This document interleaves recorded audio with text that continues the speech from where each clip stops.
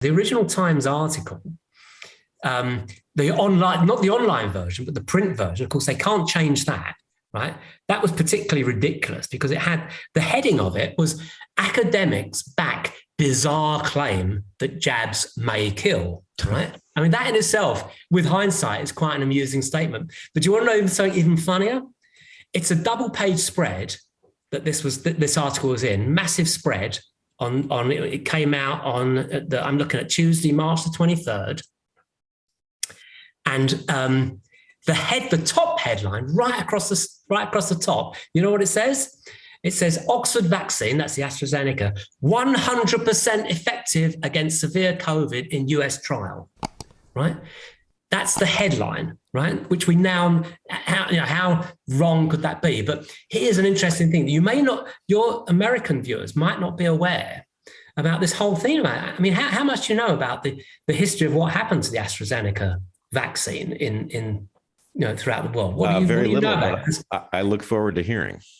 Right. So the AstraZeneca vaccine, of course, was produced at Oxford, and they claim, it's not for unlike Pfizer and Moderna, it's not for profit. This is the UK, UK's brilliant research scientists saving the world, without any sort of profit motive. That's the way it was sold. And that the woman, is it Sarah Gilbert, who was one of the prominent scientists involved, she got a damehood very soon afterwards, and a sort of standing ovation at Wimbledon Centre Court in June of that year, right? So that's the sort of context of it. And when the vaccines first came out,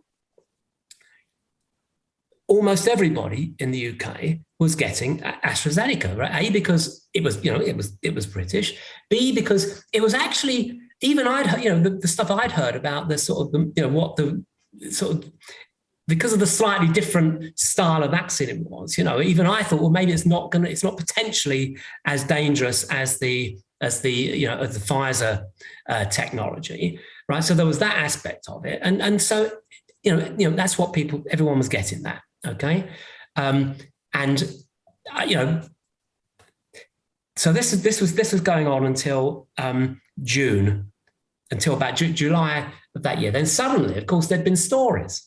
Stories were already coming out about severe adverse reactions with the blood clots, and there was actual reports of deaths, right? And there was a BBC presenter, the coroner actually recorded it as AstraZeneca vaccine-induced death. So these stories were coming around, and there were also you were hearing things like in other European countries, they certainly were stopping to giving it to anybody under the age of 30 and stuff like that. Well, the interesting thing is in the UK, there was never and has never been any public announcement about what happened to AstraZeneca, right? But as early as I think that I went to my GP, right, and asked the question about AstraZeneca. I think it was might have been August 2020. So this is, August 2020. What's happened? What's happened with AstraZeneca? Oh, no, we're not giving that anymore. We haven't got that anymore. Well, what do you mean you haven't got it anymore? Well, we're not being given it. There's nothing. There are no supplies of it anymore. Well, is it because supplies have run out or whatever?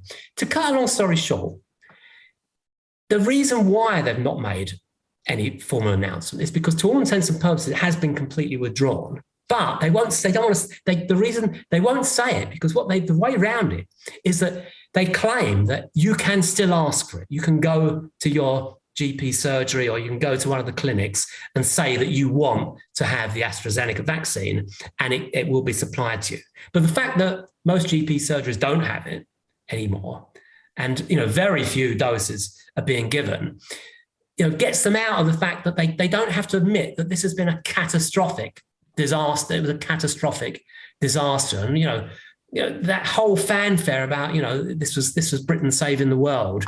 It stops the embarrassment about it, and that in many countries in Europe it absolutely is. They really have banned it, right? So Britain officially hasn't banned it, but to all intents and purposes, that's just to save face. It has shadow banned it.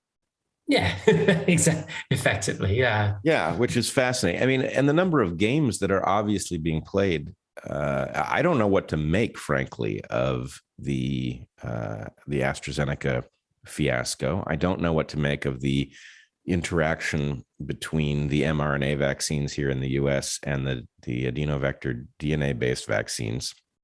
I certainly have been struck by the number of independent failures and errors in the basic model by which the RNA vaccinations function, right? The fact that they were heavily stabilized with pseudouridines, they had no targeting mechanism. So at the point that we discovered that they were circulating in the body, that ought to have set off alarm bells. But in any case, I don't know what to make. I don't know how much of the battle over which vaccine is really a corporate battle taking place as if it was a scientific battle. Well, that's an very interesting point, because when I've raised this thing about the AstraZeneca, the defenders say, no, AstraZeneca's still, should have been much more widely available. It's just because, they got muscled out by Pfizer, that Pfizer,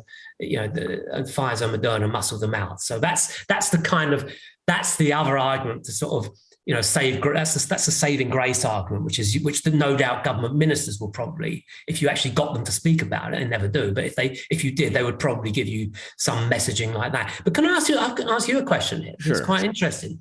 One of the other reasons why they were in the UK, they were saying AstraZeneca is so much better than Pfizer was this thing that Pfizer had to be stored at some bizarrely low temperature, -70 degrees. And that was a major problem for, the way that UK vaccines were kind of like distributed and given in the UK.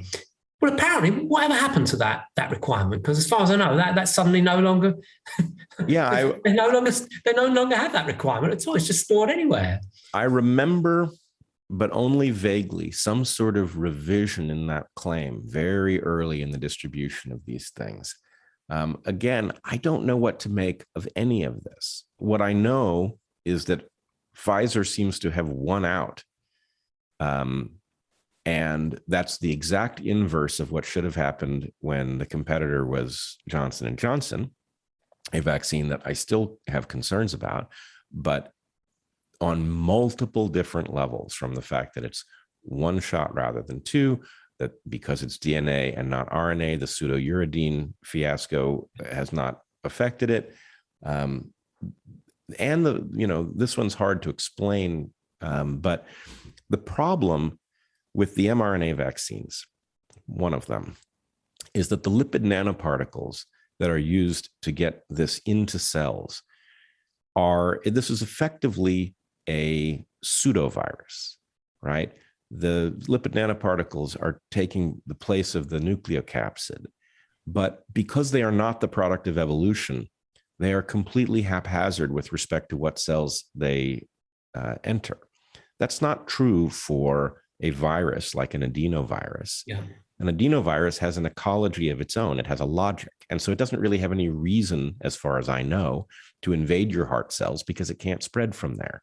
And so the idea of using a virus as a vector, while it sounds scary, is far safer, as far as I would guess, than using a completely arbitrary mechanism like lipid nanoparticles. And so in any case, the fact that Dr. Ben and her group has found an slight all-cause mortality benefit with the DNA-based and an all-cause mortality harm from the RNA-based vaccines fits what Heather and I predicted. We said, look, none of this, the thing that set us off, the thing that caused us to join the skeptic community here, was that we were told that these vaccines were safe and effective. Yeah. There's, safe means that they don't do harm, and there's no way they could have known that it didn't do harm 2 years out, 5 years out, because they hadn't existed long enough. So we knew that had to be a lie. We didn't know what sort of lie it was. But what we said was, none of this is safe because it's all too new. We don't know what the effect is. But in terms of the relative safety, the adenovectored vaccines are likely to be a lot safer. And if we had to take one, that's what we would do. That's what we said. And it turns out that that is now borne out by the data, at least with the J&J. And I do wonder about the AstraZeneca. I mean, the thing is, though, that all of the evidence now is pointing to certainly no evidence. Even if we avoid saying how harmful they might be, which, as you said, there's certainly no evidence that they're safe, right? And for Pfizer, there's definitely no evidence that they lead to a decrease in all-cause mortality, right? But the fact that it's now even that there's no dispute. I mean, people might dispute those, but there's no dispute about the fact that it doesn't stop infection transmission, and the fact that all of the evidence points to increased transmission amongst people who are vaccinated. Why is it still going on? Why are there demands to, for continual boosters? What's, if it's not, I mean, is it now? Are we at the stage where the push for that is not so much the profit? I mean, there is obviously there's going to be the profit factor in there, but do you think there's also this notion that they want to kind of like eliminate the control group for fear of what might happen with the safety profile? I worry very much about this. Their fervor to vaccinate, to transfect, I should be disciplined about that. Their fervor to transfect people for whom there is clearly no rational argument. Young, healthy people did not need these things no matter what. And the desire to inoculate them is bizarre. And one possible explanation is this issue of the control group. I would also point out, I don't know what happened with AstraZeneca. Maybe the AstraZeneca shot is as dangerous as you were led to believe. On the other hand, if the AstraZeneca shot has the same relationship to the Pfizer and Moderna shots that Dr. Ben found with all-cause mortality, and the relationship between the J&J and the Pfizer and Moderna, then obviously there's a statistical comparison to be done between people who got the one version and the other. And if, for example, the stabilization of the mRNAs using pseudouridines in every uracil location, if that turned out to be a massive error that caused a tremendous amount of harm, that comparison would show it to you. So who knows? I wish we need institutions that are capable of asking these questions. We need skeptics who are empowered, and we just don't have it.